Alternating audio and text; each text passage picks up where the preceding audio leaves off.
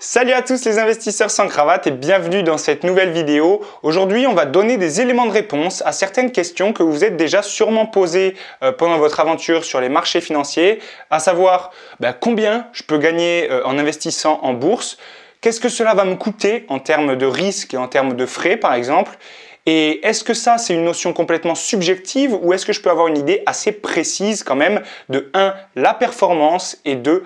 Le risque. Et pour ça, on va se servir de plusieurs outils, peut-être certains que vous connaissez, d'autres que vous ne connaissez pas. Le but, c'est d'apprendre. Donc voilà, c'est parti! Avant de commencer, sachez que cette vidéo existe sous le format d'article. L'article sera bien plus détaillé, vous pourrez le lire à votre rythme, vous ne serez pas obligé de faire pause, retour. Donc je pense que c'est complètement complémentaire cette fois-ci de regarder premièrement la vidéo pour peut-être avoir une première compréhension et ensuite aller sur l'article qui lui aussi est imagé puisque ça me coûte beaucoup en énergie et en temps de pouvoir imager une vidéo, je ne le fais donc pas. Donc profitez de l'article pour rentrer un petit peu plus dans les détails. Donc voilà, je vous mets le lien dans la description. Et d'ailleurs, à côté de la description, il y a un petit bouton qui s'appelle s'abonner. Donc voilà, si vous pouvez le faire, si vous pouvez vous abonner, si ces vidéos vous plaisent, pensez à nous soutenir. Voilà, ça nous permet de mieux référencer notre travail et ça nous fait très plaisir. Donc voilà, vous regardez cette vidéo aujourd'hui en vous demandant à quoi puis-je prétendre en bourse et quelle va être mon exposition au marché et le risque que je vais devoir prendre pour justement prétendre à cette performance. Et est-ce que je peux le calculer correctement, de manière précise et pour cela, quels outils je vais utiliser. Pour cela, nous allons utiliser différents outils et nous commencerons par présenter les indices GR pour Gross Return qui sont vraiment des outils indispensables pour calculer une performance réelle en prenant en compte et la valorisation et le versement de dividendes. C'est négligé par beaucoup d'investisseurs, donc voilà, on reviendra là-dessus par la suite. Puis on s'attaquera à la notion de volatilité, puisque la volatilité c'est quelque chose dont on parle très subjectivement, mais au final il y a quand même des calculs derrière, un outil statistique qui s'appelle l'écart type, qui est très puissant. Donc voilà, on rentrera un petit peu plus dans les détails là-dessus. Pour enfin terminer sur le calcul du bêta, qui lui aussi fait appel à des notions mathématiques d'origine statistique, mais qui est assez simple à comprendre et qui permet de comparer la volatilité d'une action que vous avez dans votre portefeuille à la valeur par exemple d'un indice et qui est un très bon outil pour comprendre son exposition au marché et savoir si oui ou non on est trop diversifié ou pas. En plus aujourd'hui on vous offre un petit fichier Excel qui a été fait assez rapidement mais qui est très efficace et qui va vous permettre, une fois que vous avez réussi à bien manipuler ces différents outils, de implémenter vos différentes données comme par exemple votre capital, votre apport mensuel et justement la performance à laquelle vous allez prétendre en fonction de ce que vous aurez calculé sur l'indice du marché qui vous intéresse. Donc voilà, je vous expliquerai en fin de vidéo un petit peu comment ça marche, mais voilà, sachez que le lien est dans la description pour pouvoir télécharger ce petit fichier Excel. Pour commencer, faisons une petite piqûre de rappel sur la notion d'indice et à quoi ça sert un indice. Et pour ça, prenons l'exemple de notre cher CAC 40. Le CAC 40, il est calculé à partir des 40 plus grosses capitalisations françaises cotées dans le marché européen Euronext. Là, vous faites déjà la distinction entre ce que c'est qu'un marché et ce que c'est qu'un indice. Un marché, c'est là où sont cotées vraiment les entreprises. Et d'ailleurs, un marché peut aussi être géré par une entreprise, comme ici Euronext par exemple, qui est elle-même cotée en bourse. Alors qu'un indice, c'est juste une valeur subjective, peut-on dire, qui est calculée à partir d'autres actions de certaines sociétés et qui est censée être représentative justement d'un marché. Mais en soi, cette valeur, c'est physiquement, ce n'est rien. Et par contre, elle peut désormais être tradée grâce à certains types de contrats comme les contrats futurs, mais on n'en parlera pas dans cette vidéo. Donc là, si vous me suivez, vous comprenez que l'indice du CAC 40 reflète juste l'évolution des capitalisations de certaines entreprises d'un certain marché. Et donc de cette façon-là, permet d'être plus ou moins représentatif en fonction des sociétés qu'il prend en compte. Et là, on touche une notion très importante, c'est que la liste des sociétés qui sont prises en compte dans un indice ne sont pas fixes, comme par exemple celle du CAC 40 qui va être revue trimestriellement. Et de cette façon, il y a une entreprise qui peut être retirée et remplacée par une autre. Et c'est pas forcément une histoire de qui a la plus grosse, ça peut être aussi une histoire de « Ah, on veut que notre indice représente potentiellement un petit peu plus un certain secteur, et bien alors on va virer une société qui est déjà de ce secteur-là pour en rentrer une autre. » De cette façon-là, par exemple, il y a EDF en 2015, alors qu'elle a une capitalisation de plus de 30 milliards d'euros, qui se voit retirée de l'indice. Et là, justement, très récemment, il y a Téléperformance qui vient de rentrer dans la cotation de l'indice du CAC 40. L'indice du CAC 40, il faut savoir qu'il a été initialisé le 31 décembre 1987 à 1000 points. Voilà, il faut savoir qu'ils ont fait en sorte de prendre un calcul qui, en prenant les différentes capitalisations, arrivait à 1000 points. Alors, ne me demandez pas le calcul exact, mais sachez que vous pouvez le retrouver puisque certains fonds d'investissement s'en servent pour créer des ETF qui répliquent exactement l'indice. Mais en tout cas, voilà, cet indice a été initialisé à 1000 points et ça vous permet désormais de comparer à n'importe quel instant T la valeur du CAC 40 à cette valeur initialisée et donc de savoir comment le marché a évolué sur une certaine période. Donc là, prenons l'exemple d'un CAC 40 à 5000 points en juillet 2020. Si vous comparez cette valeur à la valeur au 1er janvier 1988 de 1000 points, vous comprenez que le marché, entre cette période de temps, il a fait plus 500%. Alors, il s'en est passé des choses entre ces deux points, mais voilà, dans l'ensemble, il a fait plus 500%. Mais retenez qu'ici, on prend en compte uniquement la valorisation du titre, puisqu'on a un calcul sur la capitalisation. Et cela signifie qu'on prend juste en compte la valeur du cours, l'évolution du cours. Et donc la taille des entreprises qui potentiellement grossit ou s'affaiblit. Bon, généralement quand même sur une longue période de temps comme ça grossit dans tous les cas. Mais le fait est qu'on ne prend pas en compte un élément indispensable pour un investisseur qui lui va acheter des actions, ce sont les dividendes, puisque on le rappelle, quand vous achetez un titre, vous pouvez avoir deux sources de revenus. Le premier, ça va être les plus-values, qui vont donc être la valorisation, c'est-à-dire que vous vendez un titre plus cher que vous l'avez acheté. Et le deuxième, c'est le versement de dividendes. Ça, c'est quand vous gardez une action entre vos mains, vous avez le droit justement à obtenir un versement. Ça peut être annuel, ça peut être semestriel et même trimestriel pour certaines entreprises. Mais pourquoi ces dividendes sont aussi importants et pourquoi il faut absolument les prendre en compte? Tout simplement sur l'échelle d'une année par exemple, vous allez pouvoir avoir autant de plus-value que de dividendes que vous aurez perçus. Je m'explique, vous achetez une action totale le 1er janvier à 35 €, à la fin de l'année elle en vaut 37, ouais c'est super, vous avez gagné 2 € en termes de valorisation, mais attention c'est potentiel puisque vous ne les avez pas encore vendus, il vous faut vendre l'action vraiment pour empocher cet argent-là, c'est juste une valorisation de votre titre. Par contre, vous avez vraiment perçu un certain nombre de dividendes. Pour le cas de Total, c'est 4 par année, d'une valeur d'environ 0,67 €, donc c'est-à-dire 67 centimes. Et quand vous faites l'addition des 4, voilà, vous tournez vers les 2,6, 2,7 €. Et donc, vous voyez que vous avez perçu plus de dividendes que vous avez fait de plus-value potentielle, de plus-value latente sur votre titre. Donc, ça peut être kiff-kiff. Certaines valeurs, par exemple, qu'on dit valeurs de croissance, vont avoir une valorisation bien supérieure aux dividendes qu'elles peuvent verser. Et certaines valeurs de rendement, elles, vont avoir un cours beaucoup plus stable, mais des dividendes beaucoup plus élevés. Donc vous voyez que ce soit pour une stratégie ou une autre, il faut quand même toujours prendre en compte ces dividendes. Et quand vous regardez l'indice du CAC 40, sachez que ce dernier ne prend pas en compte le versement des dividendes. Donc c'est en fait un outil un petit peu biaisé, celui du CAC 40, puisque si vous regardez sa valeur par exemple avant le crash internet des années 2000, vous voyez un CAC qui était au-dessus des 6800 points et actuellement il est bien en dessous de cette valeur-là, donc vous pourriez penser à tort qu'une personne qui a investi en 99 n'a toujours pas retrouvé le fruit de son investissement. Mais en fait si, puisque dans cette période-là, ça lui a permis de toucher des dividendes pendant plus de 20 ans.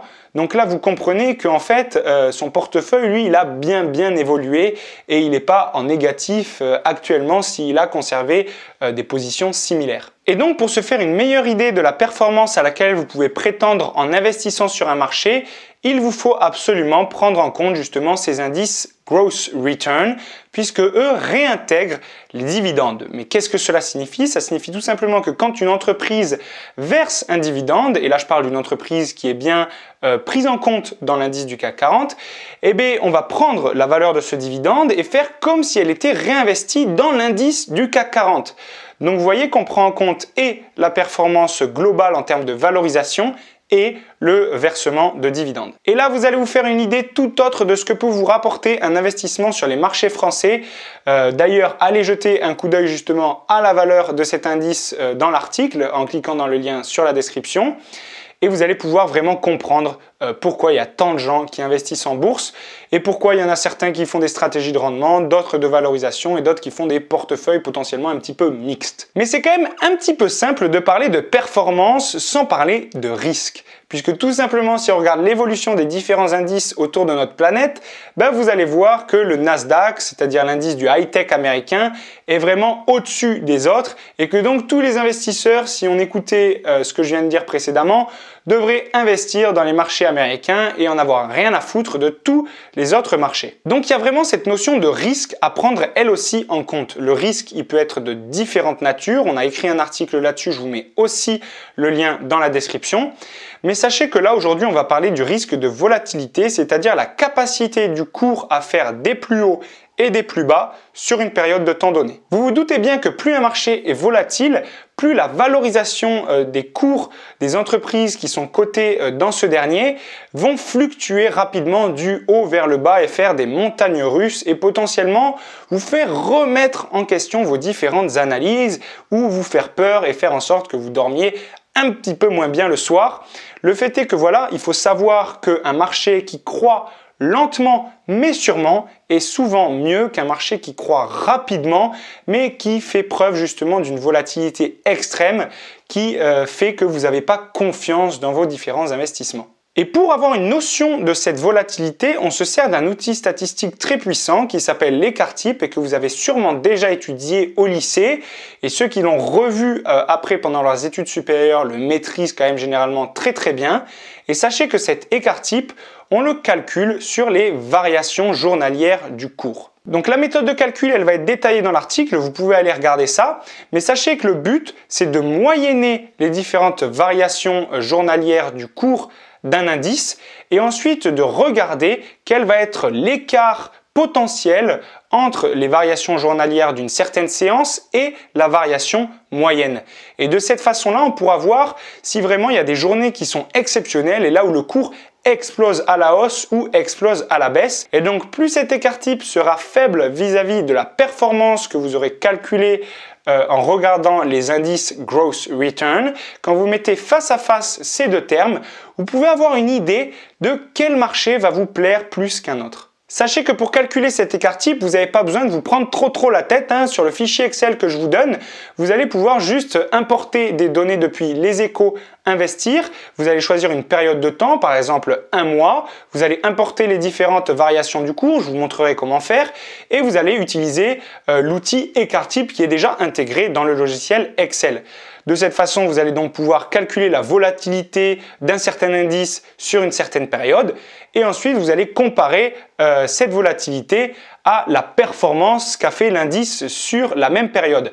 Et donc là, vous allez avoir un couple vraiment performance-risque et vous allez pouvoir le réaliser, vous allez pouvoir le calculer pour différents marchés, donc différents indices, puisque les indices sont représentatifs du marché dans lequel potentiellement vous voulez investir. Et donc ensuite, vous allez pouvoir comparer entre ces différents ratios performance-risque et choisir le marché qui vous correspond le plus. Par exemple, vous allez pouvoir avoir un marché qui a une performance de 6% par an, mais qui a une volatilité de 12%. Et alors que vous avez un autre marché qui, lui, a une performance de 4,5%, mais une volatilité seulement de 6%. Et donc là, vous allez être potentiellement prêt à investir vos capitaux plutôt dans le marché 2, qui est représenté par l'indice 2, qui lui est moins volatile, mais qui a une performance un petit peu plus basse. Mais c'est pas grave, c'est potentiellement quelque chose que vous préférez faire par rapport à un investissement beaucoup plus risqué. Enfin, une fois que vous avez choisi le marché dans lequel vous voulez investir, sachez que vous pouvez comparer terme à terme la volatilité d'une société à part entière vis-à-vis de l'indice dont vous aurez calculé déjà la volatilité auparavant. Et pour cela, on va utiliser un outil statistique, le bêta, qui fait appel à des notions mathématiques un petit peu complexes, dont la covariance et la variance. La covariance, c'est un outil qui permet de comprendre la corrélation justement entre deux valeurs et savoir comment elles évoluent l'une par rapport à l'autre. Je ne vais pas rentrer dans les détails ici. Sachez tout simplement que quand vous regardez le bêta d'une certaine société, vous allez pouvoir comprendre sa volatilité par rapport à son indice de référence et je m'explique de suite avec un exemple. Admettons que l'indice du CAC 40 a suscité votre attention. Le couple risque-performance de cet indice vous plaît. Vous êtes donc prêt à investir vos capitaux dans les marchés français. Et là, à ce moment-là, vous allez vous concentrer sur Euronext Paris et vous avez une liste incroyable de sociétés qui sont cotées en France. Parmi ces différentes entreprises, vous allez devoir sélectionner celles qui vous plaisent et pour cela, je vous laisse aller regarder une autre vidéo que j'avais faite sur cette chaîne dont je vous mets le lien dans la petite fiche juste au-dessus de moi. Sachez en tout cas qu'une fois que vous avez sélectionné potentiellement une entreprise, vous allez pouvoir regarder la valeur de son bêta et donc comprendre la volatilité par rapport à celle du CAC 40. Admettons que vous avez un bêta de 0,8 pour l'entreprise EssilorLuxottica. Cela signifie simplement que quand l'indice du CAC 40 croît de 1%, le cours de l'action EssilorLuxottica a tendance à croître de 0,8% dans le même sens que l'indice. Donc si l'indice croît, la valeur du cours de Essilor croît elle aussi. Si vous avez un bêta supérieur à 1, ça veut dire tout simplement que l'entreprise que vous êtes en train de regarder est plus volatile, le cours de l'entreprise que vous êtes en train de regarder est plus volatile que l'indice du CAC 40. Par exemple, vous avez, je ne sais pas, pour la valeur Kering, un bêta de 1,2, cela signifie que quand le CAC 40 fait plus 1%, Kering fait plus 1,2%. Donc là, vous allez pouvoir regarder les différentes entreprises qui vous intéressent et regarder leur volatilité et donc faire en sorte, oui ou non, de vous écarter justement de l'indice et essayer de le surperformer en ayant des bêtas supérieurs ou alors avoir un portefeuille plus défensif avec des bêtas inférieurs à 1 ou alors un portefeuille très représentatif de son indice avec un bêta par exemple qui tourne très proche de 1. Sachez aussi que vous pouvez avoir des bêtas qui sont négatifs. À ce moment-là, cela signifie que le cours de l'action que vous êtes en train de regarder évolue dans le sens inverse de l'indice. Par exemple, si vous avez un bêta de moins 1, cela signifie que quand le cours du CAC 40 évolue de 1%, le cours de l'entreprise qui vous intéresse, lui, diminue de 1%. Et donc potentiellement, ce genre de valeur peut être intéressant en période de récession, puisque ça veut dire que l'action en question augmente quand le marché, lui, décroît. Voilà, on s'arrête là pour les différents outils que je voulais vous présenter. On va directement passer sur mon ordinateur et puis ensuite revenir pour faire une petite conclusion. Nous voilà donc sur mon ordinateur, sur le petit fichier Excel dont on vous a donné l'accès, que ce soit dans la vidéo, dans la description ou bien sur l'article sanscravate.fr. Et donc là, vous avez une partie de gauche dans un premier temps qui ne vous concerne pas, en tout cas pas pour l'instant. Vous allez directement glisser vers la droite, ici. Là, on va pouvoir calculer les ratios performance-risque des différents indices qui vous intéressent. Donc les données là que j'encadre sont importées plutôt depuis le lien de Investir les Échos qui est disponible ici. Donc il vous suffit de cliquer dessus. Ensuite, de sélectionner l'indice qui vous intéresse dans la barre de recherche. Donc moi, j'ai sélectionné CAC 40. Je vais vous le refaire pour vous montrer. CAC 40, entrée. Et ensuite, d'aller dans l'historique, justement, des valeurs de l'indice. Et ici, vous sélectionnez la durée qui vous intéresse, ainsi que la période. Alors, pour les périodes, je vous conseille de sélectionner le journalier pour pouvoir avoir une idée de l'écart type grâce à une période journalière. Et ensuite, vous allez tout simplement copier les différentes valeurs. Voilà, alors je remonte un peu. Vous copiez le tableau, vous allez dans votre fichier Excel, vous le collez, vous supprimez les colonnes qui ne vous intéressent pas. Donc ici, il n'y a que les 3 premières qui nous intéressent, donc on supprime le reste. Puis ensuite, pour faire vraiment au plus simple, vous copiez ici vos 3 colonnes, vous vous rendez sur la colonne justement par exemple du CAC 40, je l'ai écrit ici, CAC 40, je peux vous le surligner en jaune. Je vais ici et je fais coller. Et donc voilà, j'ai bien toutes les données qui se sont actualisées pour le dernier mois. Je vais dans l'écart type, je vois ici que j'utilise tout simplement la formule écart type du logiciel Excel, mais je vais quand même regarder que je prends bien en compte toutes les variations. Donc pour ça, je clique dans le champ. Et je vois par exemple ici que j'avais moins de données pour le mois précédent, et donc que je vais faire en sorte de vraiment prendre en compte toutes les données en augmentant le rectangle et en cliquant sur Entrée. Et donc voilà, j'ai un écart type de 1,25. Et pour ma performance, je vais faire de la même façon, je vais sélectionner donc la première et la dernière valeur du cours. Juste bouger cette donnée et prendre celle-ci à la place et recliquer sur Entrée. Donc voilà, clairement, puisque le 31-07, on avait un cours à 4783 points, alors que le 2-07, on avait un cours à 5000 points, ben on a une performance de moins 5,26% et on a un écart type de 1,25. Et donc ça, vous allez pouvoir le calculer en faisant exactement la même démarche avec plusieurs indices. Et vous allez pouvoir les comparer donc en rajoutant ici, par exemple, pour un autre indice, admettons le Dow Jones, vous allez rentrer la volatilité que vous avez calculée, la performance que vous avez calculée. Et dans le graphique ici, en cliquant sur Sélection des données, vous allez pouvoir justement sélectionner pour les Y les différentes valeurs de volatilité, admettons. Pour les X, les différentes valeurs de performance. Et ensuite, cliquez sur OK. Et vous aurez donc un tableau avec, en fonction de la volatilité, la performance. Et donc, par exemple, un point ici qui va représenter le Nasdaq. On voit que le Nasdaq, il a une performance aux alentours de 3 ou 4% par mois, mais il a une volatilité aussi très forte. Alors que le CAC 40, par rapport à lui, il a une volatilité un peu plus faible. Par contre, pour le coup, il a une performance absolument dégueulasse. Mais c'est parce que je n'ai pas actualisé mes données du Nasdaq du dernier mois. D'ailleurs, on va aller le faire de suite. Pour ça, je retourne sur Internet. Je tape Nasdaq dans le champ de recherche. Je prends ici mon historique. Et je fais exactement la même démarche. Je recopie tout ça.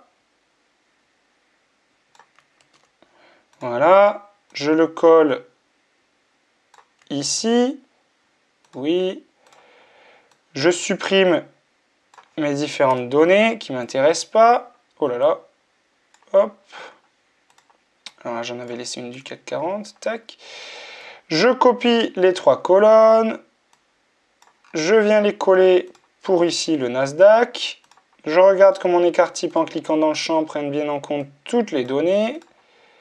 Pareil pour la performance. Hop. Et donc j'ai une performance de 5,26. Donc vous voyez que malgré qu'en Europe, notre cours, le cours de notre indice a chuté, aux States, il a augmenté de 5,26%, ce qui est tout simplement énorme. Et donc là, quand vous regardez dans le petit tableau, vous avez votre valeur du Nasdaq qui a été actualisée, parce que je l'ai fait égale tout simplement à la boîte d'en haut. Pareil pour la performance, le graphique a été actualisé. Le fait est que voilà, votre Nasdaq est bien plus performant, mais un peu plus volatile. Et vous faites ça avec les différents indices qui vous intéressent, en reprenant ici les différentes valeurs, en important les données depuis Investir les Échos. Tout ça, ça vous permet donc de savoir la volatilité d'un indice et donc d'un marché et sa performance sur le mois ou sur l'année, parce que vous pouvez prendre les données sur l'année. Ça vous fera juste un tableau beaucoup plus long, pardon. Et ensuite, ici, vous pouvez reporter donc dans ce tableau votre capital de départ. Admettons que vous avez un capital de départ de 100 000 euros. Voilà. Et que vous avez un apport mensuel de 800 euros. Et que vous avez une performance mensuelle. Donc, par exemple, si on prend le Nasdaq pour le cas ici qui est de 5,2%, vous allez voir, voilà. Le graphique qui prend en compte donc votre investissement sans la bourse, donc en fait en orange c'est votre effort d'épargne tout simplement, c'est les 800 euros que vous ajoutez d'apport mensuel par mois, et en bleu c'est la puissance donc des intérêts cumulés, donc c'est les 5,2% que vous faites sur votre capital à chaque mois et que vous réinvestissez dans votre portefeuille. Et là, ici, vous avez l'évolution des gains mensuels par mois. Donc là, sachez que j'ai tiré les formules que sur un an, sur 3 fois 12 mois, mais vous pouvez le faire beaucoup plus long, comme ce que je vous ai écrit ici, tirer les formules pour étendre. Elles sont toutes déjà inscrites. Et donc, vous voyez par exemple que si vous laissez vos 100 000 euros travaillés dans le marché du Nasdaq en rajoutant 800 euros par mois dans votre portefeuille et cela pendant 3 ans, ben votre capital à la fin va être équivalent à environ 664 000 euros. Vous imaginez quand même en 3 ans la performance par rapport à un capital, lui, un effort d'épargne qui aurait été simplement de 124 000 euros. Et vos gains mensuels à la fin de ces 3 ans seront d'environ 3 500 euros par mois. Donc voilà, vous pouvez vous amuser à manipuler ces chiffres, à faire quelque chose par exemple d'un peu plus concret. Prenons un capital de départ de 1 000 euros, quelqu'un qui a un apport mensuel de 200 euros et qui fait une performance de 1% par mois. Ben là, voilà, vous avez un écart qui est quand même moindre, mais qui est toujours non négligeable entre votre effort d'épargne et la performance de votre portefeuille en bourse. Vous avez donc un effort d'épargne de 7 800 euros sur 3 ans et un capital total à la fin des 3 ans de 9 162 euros. Donc voilà, grâce à la bourse, vous avez gagné environ un peu moins de 2 000 euros. Mais sachez que voilà, plus vous allez tirer les formules sur du long terme, plus l'écart entre les deux valeurs ici va se creuser puisqu'on va avoir les intérêts cumulés qui vont devenir de plus en plus grands. Et pareil, l'évolution de vos gains mensuels, c'est quelque chose de très intéressant puisque jusqu'à ce que vos gains mensuels soient assez intéressants pour vous pour arrêter de réinvestir vos capitaux, vous allez justement continuer de réinvestir ces capitaux. Donc vous allez pouvoir avoir une idée de combien va vous rapporter votre investissement par mois à la fin de la période sur laquelle vous avez calculé. Donc là, au bout de 3 ans, votre portefeuille va vous rapporter environ 100 euros par mois. Voilà, j'espère que vous allez bien vous amuser avec ce petit fichier Excel. J'espère que vous avez bien compris comment il fonctionnait. Et puis sur ce, je vous retrouve face caméra pour conclure cette vidéo. Vous voilà désormais bien armé pour pouvoir calculer des couples performance-risque, pour pouvoir comprendre la volatilité de votre portefeuille et faire un super investissement en bourse. Donc voilà, je vous souhaite que le meilleur et bonne aventure sur les marchés. À bientôt l'investisseur. Ciao, ciao.